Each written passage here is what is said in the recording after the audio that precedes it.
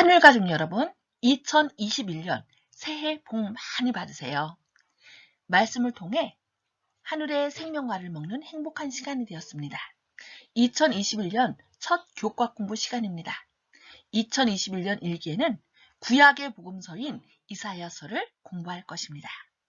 이사야서를 통해 어떤 말씀을 연구하게 될지 기대가 큽니다. 함께 공부해 볼까요? 이사야서에 대해 공부하기 전에 먼저 이사야 선지자에 대해서 알아보겠습니다. 이사야의 이름의 뜻은 여호와는 구원이시다이며 그는 아모스의 아들로 왕족의 후손입니다. 그는 우시아의 통치 말기에 우시아의 아들 요담의 대리 청정 기간에 젊은 나이에 선지자로 부름을 받았습니다. 그의 사역은 적어도 60년 동안 지속되었으며 우시아, 요담, 아하스, 히스기야의 통치를 포함합니다.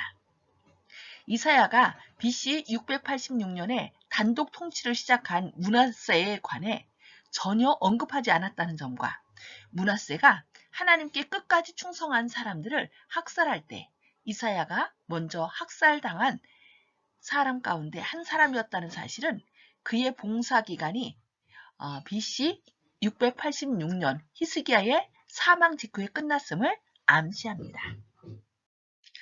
제1과 정체성의 위기에 관하여 공부하겠습니다. 먼저 기억절을 함께 읽어볼까요? 이사야 1장 18절 말씀입니다. 시작! 여호와께서 말씀하시되 오라 우리가 서로 변론하자. 너희의 죄가 주홍 같을지라도 눈과 같이 희어질 것이요 진홍같이 붉을지라도 양털같이 희게 되리라. 이사야 1장 18절 말씀입니다. 이번 교과를 통해 함께 배울 단어는 정체성입니다. 정체성은 어떤 존재가 본질적으로 가지고 있는 특성 또는 그 특성을 가진 존재를 의미합니다. 지금은 정체성이라는 한자를 통해 구속사적인 의미가 무엇인지 살펴보겠습니다. 정체성은 발을 정자와 몸체, 성품 성자가 합쳐진 단어입니다. 발을 정자는 한일자와 그칠지자가 합쳐져서 성경에 나오는 선악을 알게 하는 나무의 실과는 먹지 말라라는 단어에서 시작되었습니다. 이것은 하나님의 말씀을 순종하여 생명과 하나만을 먹는 데서 그치는 것이 바른 것이라는 뜻입니다. 몸체자는 뼈 골자와 풍성할 풍자가 합쳐진 단어인데요. 뼈 골자는 뼈 발라낼 과자와 몸을 나타내는 육달월이 합쳐진 단어입니다. 그래서 과자는 옆에 있는 남자를 바라보는 여자의 머리와 팔을 뜻하고요. 월자는 흉부와 복부, 다리를 그림으로 표현한 글자입니다. 이것은 조금 마른 체형을 가진 여자의 모양이고요. 풍성할 풍자는 구불곡자, 가락곡자, 콩두자, 제기두자가 합쳐져서 만들어진 단어인데요. 곡자는 하나님을 찬양하는 사람의 머리, 두자는 팔과 몸과 다리를 표현한 글자로서 조금 살찐 체형을 가진 남자의 모양입니다. 그리고 두자는 제단을 나타내고 곡자는 제단 위에 올린 제물과 찬양, 그래서 풍자는 제사장 역할을 나타내고도 있습니다. 그래서 몸체자는 여자와 남자 모두를 표현하는 글자로 생각할 수 있습니다. 성품 성자는 마음심자와 날생자가 합쳐진 것인데 날생자는 사람인 흙토로서 하나님이 사람을 흙으로 만드셨을 때 주신 마음이 성품입니다. 그것은 우리가 하나님의 구원받아야 될 자녀라는 뜻이 있습니다. 예, 그런 깊은 뜻이 있었군요. 감사합니다. 슬프게도 유대인들은 자신들이 하늘 아버지이신 여호와께 속했다는 사실을 잊어버렸습니다. 그리하여 언약의 백성이라는 그들의 진정한 정체성을 상실하고 말았던 것입니다. 이사야는 하나님의 백성의 정체성의 위기, 변화에 대한 부르심, 그리고 하나님의 용서의 제안을 설명하기 시작합니다. 이번 주에 우리는 당신의 백성을 자신에게로 돌이키시려는 하나님의 사역에 관해 살펴보려고 합니다. 이번 교과의 학습 목표입니다. 첫째, 하나님과의 실질적인 관계에서 멀어진 유다 백성의 영적인 실상을 이해하는 것입니다. 둘째, 우리를 포기하지 않고 설득하시는 하나님의 노력에 감동하는 것입니다. 셋째, 하나님의 은혜를 받아들이고 성령의 음성에 순종하기로 결심하는 것입니다. 정체성의 위기. 소는 그 임자를 알고 나귀는 주인의 구유를 알건만은 이스라엘은 알지 못하고 나의 백성은 깨닫지 못하는도다 하셨도다. 이사야 1장 3절 말씀. 우시아의 통치가 끝날 무렵 이스라엘은 그들의 주님이 누구인지 잊고 정체성을 잃었습니다. 하나님은 선지자를 통해 그분의 백성에게 기별을 전하시며 하늘과 땅을 증인으로 부르실 정도로 그 기별의 진실성을 강조하셨습니다. 하나님과 분리된 결과 그들은 심각한 손실을 입었습니다. 그러나 남은 자들은 여전히 충실했습니다. 이스라엘이 하나님의 말씀, 즉 법에 귀를 기울이지 않는 상태는 유황불에 멸망을 당했던 소돔과 고모라와 같았습니다. 그래서 하나님은 헛된 재물을 다시 가져오지 말라. 분향은 나의 가증 여기는 바요. 월삭과 안식일과 대회로 모이는 것도 그러하니 성회와 더불어 악을 행하는 것을 내가 견디지 못하겠노라 말씀을 하십니다. 하나님께서 명령하신 예배가 어떻게 죄가 될 수 있을까요? 이는 그들이 하나님께 드리는 예배가 완전히 형식적이었고 그들의 삶은 예배와 전혀 관계없이 악을 행하였기 때문이었습니다. 오늘날 우리가 드리는 예배도 마음이 없는 형식적인 예배는 아닌지 살펴봐야 하겠습니다. 하나님은 다음과 같이 호소하십니다. 너희는 스스로 씻으며 스스로 깨끗하게 하여 내 목전에서 너의 악한 행실을 버리며 행악을 그치고 선행을 배우며 정의를 구하며 학대받는 자를 도와주며 고아를 위하여 신원하며 과부를 위하여 변호하라. 또한 교회 증언 2권 25쪽에서는 좋은 열매는 그리스도께서 우리에게 맺으라고 요구하는 것이다. 선한 말, 자선의 행위, 가난한 자와 고통당하는 자를 동정하는 것이다.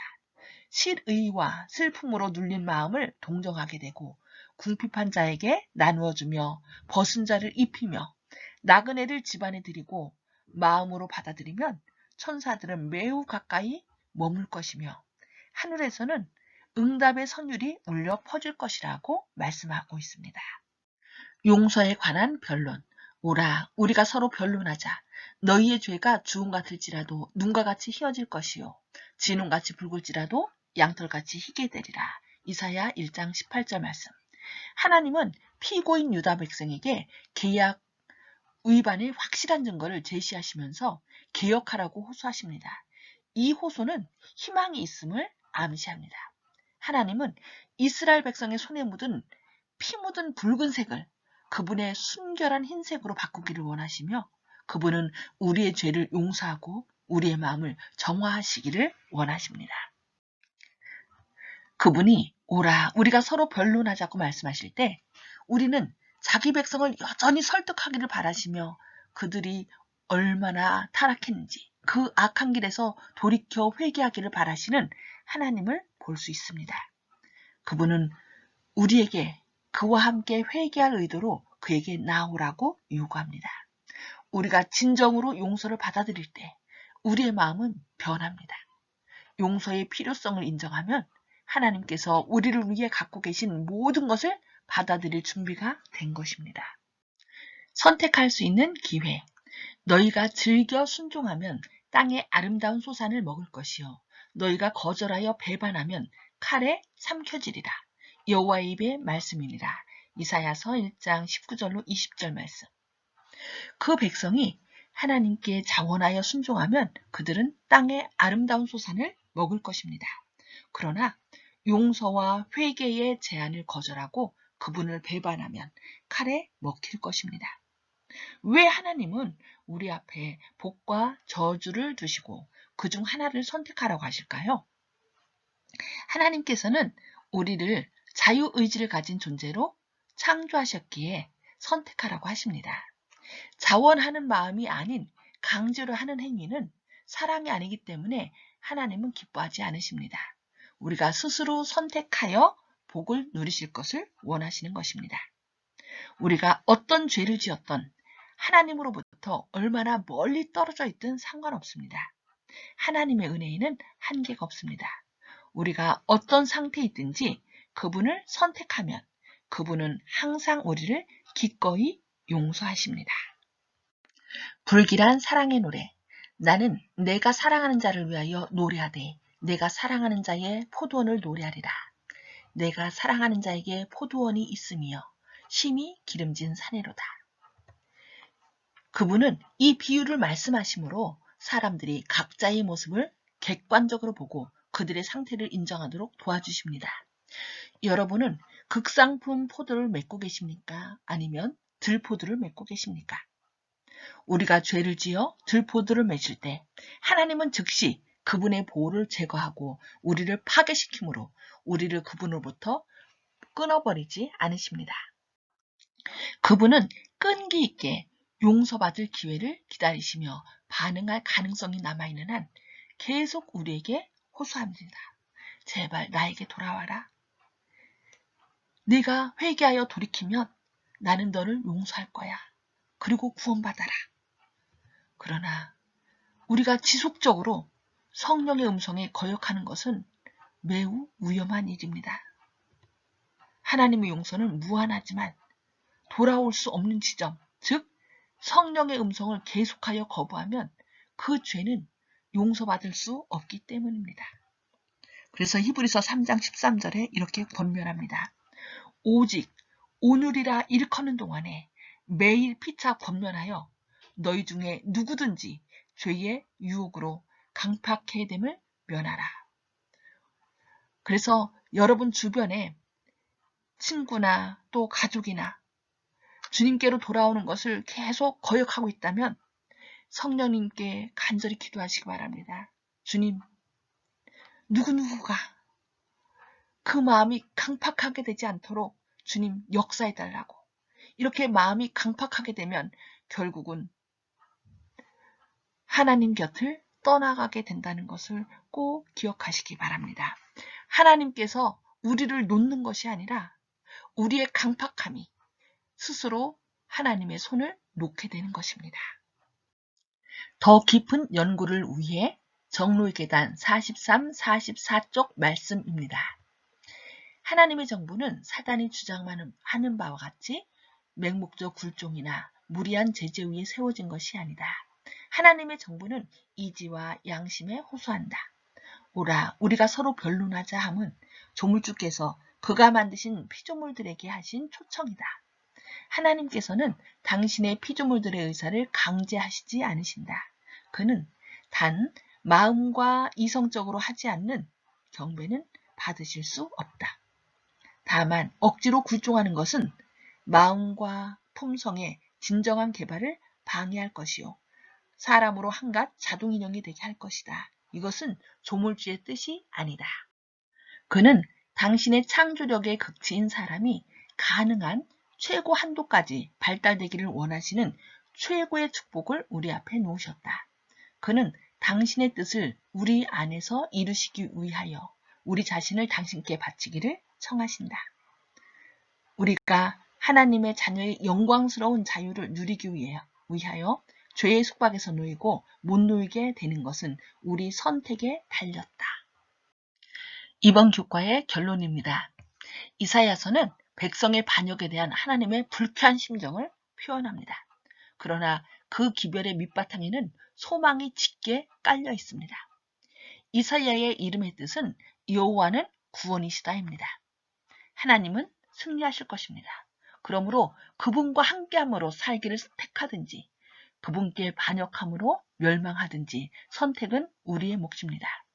이사야 선지자를 통해 회개할 것을 말씀하시는 하나님의 음성에 귀를 기울여 정체성을 회복하시는 하늘가족 되시길 바라며 교과 공부를 마치겠습니다. 감사합니다.